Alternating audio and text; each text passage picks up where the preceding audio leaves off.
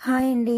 వినాయక నవరాత్రుల్లో నేను స్వామివారికి మోదకాలు చేసుకొని తీసుకువెళ్తున్న నైవేద్యానికి కాలనీ వాసులందరూ కూడా అలాగే నైవేద్యాలు అయితే తీసుకువచ్చారు. పూజ తర్వాత నైవేద్యాలు సమర్పించి హారతి ఇచ్చేసి స్వామివారికి నైవేద్యాలు సమర్పించారండి. అందరూ తెచ్చిన నైవేద్యాలు 33 రకాల నైవేద్యాలు స్వామివారికి సమర్పించి తర్వాత తీర్థప్రసాదాలు తీసుకున్న తర్వాత అందరం కూడా కోలాటలాడి ఎంతో ఆనందంగా కాలనీలో వినాయకుడ నవరాత్రులు జరుపుకున్నాము. గోవర్ధనగిరులు గోవుల మందలగిరులు మందమ్మలు పగరావే రే పల్లె మదన గోవర్ధనగిరులు